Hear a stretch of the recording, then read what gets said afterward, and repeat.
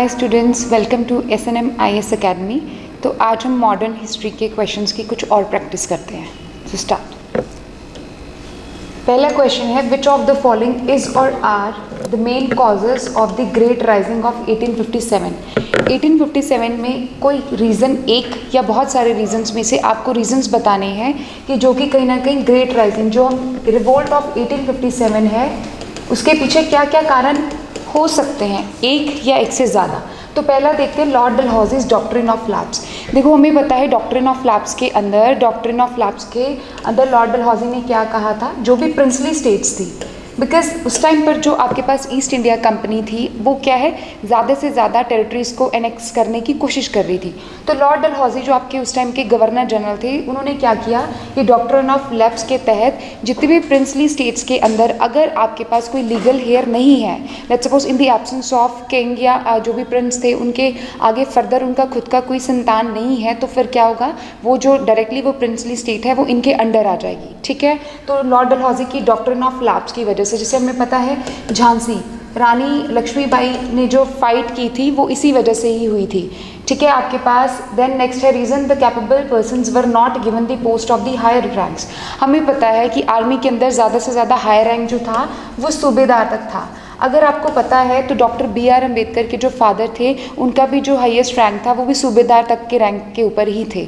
And then आपके पास, आपने वो पान सिंह तोमर मूवी भी देखी होगी, तो उसके अंदर भी जो रैंक है, हाईएस्ट रैंक, वो सूबेदार तक है। उससे आगे अगर प्रमोशन है तो वो सिर्फ ब्रिटिशर्स के लिए ही रखी जाती थी। नेक्स्ट है the British endeavour to eradicate the social levels.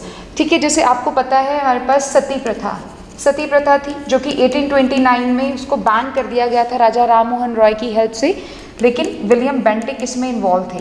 तो आपके पास विलियम बेंटिक की हेल्प से ये हुआ, तो ब्रिटिशर्स इन्वॉल्व हो गए। देन आपको पता है फिर विडो री मैरिज एक्ट आया 1856 के अंदर, जिसमें विडोज़ की शादी हो सकती है। तो कहीं ना कहीं आप सामाजिक तत्वों के साथ छेड़खानी कर रहे हैं ब्रिटिशर्स। ऐसा लोगों को लगता था कि हमारे जो ऑलरेडी सोशल कस्टम्स हैं, ये जो सेटअप है, उसको चेंज किया जा रहा है, सती प्रैक्टिस बैन की जा रही है। इस तरह से कहीं ना कहीं आपको भी पता है उस टाइम पर ऐसी प्रैक्टिसेस को अलाउ नहीं किया जाता था।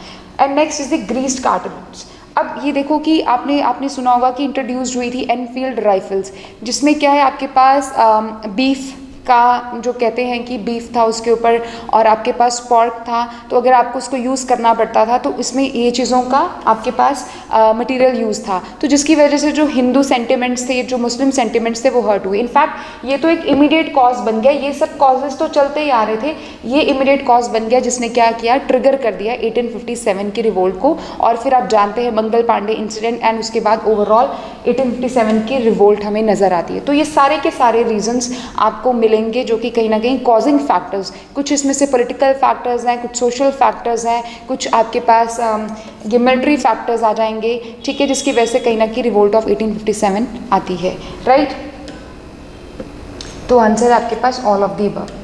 सेकेंड क्वेश्चन है, which among the following was never concerned with the INC।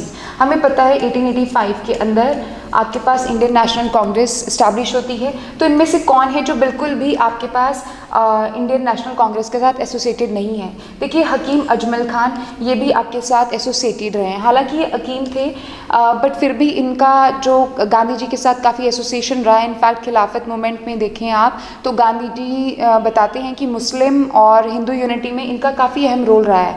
Right, तो ये भी जुड़े रहे हैं। ठीक है, आपके पास फिरोज शाह मेहता भी हैं, इनफैक्ट ये तो आपके पास 89 में प्रिसाइड करते हैं, ये आपके पास 1921 के अंदर प्रिसाइड करते हैं। खान अब्दुल गफ्फार खान, इनको तो कहते ही फ्रंटियर गांधी हैं।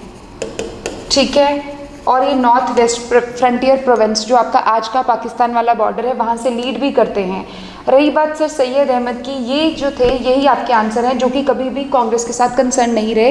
इन्होंने अलीगढ़ मूवमेंट को स्टार्ट किया था, जिसमें ये क्या कहना चाहते थे कि ये चाहते थे कि इनकी कम्युनिटी के लोगों का क्या है, अपलिफ्टमेंट हो, वेस्टर्न एजुकेशन मिले, मॉडर्न एजुकेशन मिले, तो कि सो दैट कि उनकी अपलिफ्टमेंट हो सके। और ऐसी वेस्टर्न एजुकेशन किन की हेल्प से मिल सकती थी, ब्रिटिशर्स की वजह से। तो ब्रिटिशर्स का कहीं ना कहीं ये सपोर्ट चाहते थे, देवर दी प्रो ब्रिटिशर्स। लेकिन अगर ब्रिटिशर्स का आपको ट्रस्ट जीतना है तो आपको कांग्रेस से थोड़ी दूरी बना के रखनी पड़ेगी, क्योंकि कांग्रेस के साथ रहेंगे तो ब्रिटिशर्स आपको क्या है, अगेन जैसे कांग्रेस के साथ वो सप्रेस करना चाहते थे कांग्रेस फर्स्ट मूवमेंट को डायरेक्टली इनडायरेक्टली, वैसे ही वो इनको भी करेंगे। तो वो नहीं चाहते थे कि वो अगर कांग्रेस के साथ एसोसिएट रहेंगे तो ब्रिटिशर्स की वो कहीं ना कहीं उनको सपोर्ट मिल सकती है। तो यही इसी वजह से कहीं ना कहीं सर सैयद अहमद जो है वो कभी भी एसोसिएटेड नहीं रहे आपके पास इंडियन नेशनल कांग्रेस के साथ। यहीं पर देखेंगे इन्होंने मोहम्मदन एंग्लो वैदिक कॉलेज को मोहम्मदन एंग्लो कॉलेज को स्टार्ट किया था। लेटर ऑन यही 1920s में आते आपके पास अलीगढ़ मुस्लिम यूनिवर्सिटी बन गई। ठीक है जी, तो सर सैयद अहमद आपके पास राइट आंसर है। चलते हैं नेक्स्ट क्वेश्चन की तरफ। The first leader to use the word swaraj. Swaraj को देखते हैं, आप इनमें से बताएंगे कि कौन है। देखिए स्वराज हमें पता है, मैंने आपको बताया था। अगर उससे भी पहले की बात करूँ तो दयानंद सरस्वती ने भी एक बार स्वराज की बात की है, राइट, खुद के रूल के बारे में। उसके बाद आप अगर देखते हैं तो दादा भाई नौरोजी 1906 के सेशन में, हमें पता है 1905 में पार्टीशन ऑफ बंगाल हुआ। 1906 के अंदर दादा भाई नौरोजी ने कुछ 4 चीज़ों का डिक्लेरेशन किया था 1906 के जिस सेशन के अंदर। वो थी जैसे आपके पास स्वदेशी, बाइकॉट, आपके पास स्वराज एंड आपके पास नेशनल एजुकेशन। तो यानी कि स्वराज आपके पास यहाँ पे जिक्र होता है। उसके बाद आप देखेंगे कि आपको 1916, ये 1906 की बात, 1916 की बात, जब हमें पता है बाल गंगाधर तिलक जेल से छूटकर आए थे और उन्होंने होम रूल लीग की उसको स्टैब्लिश किया था। तो 1916 के अंदर जो लखनऊ सेशन हुआ था उसमें उन्होंने बात की थी, स्लोगन दिया था Swaraj is my birth right and I shall have it. तो स्वराज की बात वो भी करते हैं। उसके बाद अगर मैं और भी बात करूँ, जिक्र कब आता है आपके पास 1923 के अंदर, आपको पता है स्वराजिस्ट पार्टी बनती है, ठीक है, जिसमें प्रो चेंजेस नो चेंजेस की बात आती है कि क्या हमें इलेक्शंस को के अंदर जाके जाना चाहिए, पार्टिसिपेट करना चाहिए या इसको बिल्कुल ही बायकॉट करना चाहिए। एंड देन फाइनली 1929 के अंदर आपके पास पूर्ण स्वराज की भी बात आती है जिसमें आप कंप्लीट इंडिपेंडेंस की बात करते हैं। तो आपको दयानंद सरस्वती, उसके बाद दादा भाई नौरोजी एंड देन तिलक की बातों में, देन उसके बाद आपके पास स्वराज का जिक्र आपकी स्वराजिस्ट पार्टी के थ्रू होता है एंड फाइनली पूर्ण स्वराज 1929 के अंदर भी होता है, जिसे आप 1930 के अंदर 26 जनवरी को डिक्लेयर करते हैं। तो अल्टीमेटली आपके पास इस जगह के ऊपर स्वराज की बात आती है। लेकिन ऑप्शंस में आपके पास क्या है, बाल गंगाधर तिलक, जहाँ पे 1916 में उन्होंने स्लोगन दिया था कि Swaraj is my birth right and I shall have it, मैं इसको लेकर ही रहूँगा, ये मेरा जन्मसिद्ध अधिकार है। तो ये आपका आंसर सही हो जाता है। नेक्स्ट क्वेश्चन चलते हैं। Consider the following questions about the Indian National Congress, is or are correct. अब इसमें से आपको करेक्ट एक भी स्टेटमेंट सही हो सकती है क्योंकि इस भी लिखा है, आर भी लिखा है। तो पहली स्टेटमेंट है Sarojini Naidu was the first women to be the president of India. आपको लग सकता है कि यस सरोजिनी नायडू तो प्रेसिडेंट रही हैं, पर यहाँ पे क्या पूछा है, फर्स्ट, लेकिन फर्स्ट वुमेन भी थी, लेकिन वो फर्स्ट इंडियन वुमेन थी। इंडियन, अगर आपसे इस कंटेक्स्ट में इंडियन पूछे तो सरोजिनी नायडू बिल्कुल सही उत्तर है, बट आपसे पूछा गया है फर्स्ट इंडियन फर्स्ट वुमेन, तो फर्स्ट वुमेन है आपके पास एनी बेसेंट। हमने इनके बारे में पहले भी बात की है, आयरिश लेडी हैं, इन्होंने भी होम रूल लीग की स्टार्ट की थी 1916 के अंदर ही।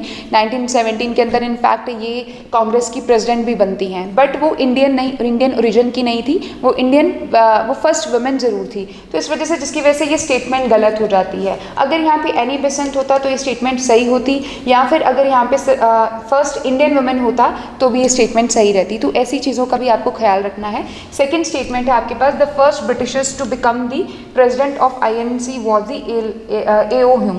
हमें पता है जब कांग्रेस की स्टैब्लिशमेंट होती है तो A.O. ह्यूम की हेल्प से ही हम कांग्रेस पार्टी की इस्टेब्लिश करते हैं, उसको फॉर्मेशन होती है उसकी। पर आपके पास वो फर्स्ट ब्रिटिशर प्रेसिडेंट नहीं रहते, ठीक है। आपके पास जॉर्ज यूल आएंगे, उसके बाद और भी बहुत सारे अंग्रेज़ आएंगे, लेकिन वो फर्स्ट प्रेसिडेंट आपके A.O. ह्यूम नहीं है। हाँ, इनकी हेल्प से कांग्रेस बनती ज़रूर है, पर ये प्रिसाइड नहीं करते इस सेशन का, ठीक है। तो ये भी आपको ख्याल रखना। तो दोनों स्टेटमेंट आपकी गलत हो जाती है। नेक्स्ट स्टेटमेंट देख लेते हैं। नेक्स्ट क्वेश्चन है आपका, with respect to Mahatma Gandhi arrange struggles और the satyagraha in the chronological order.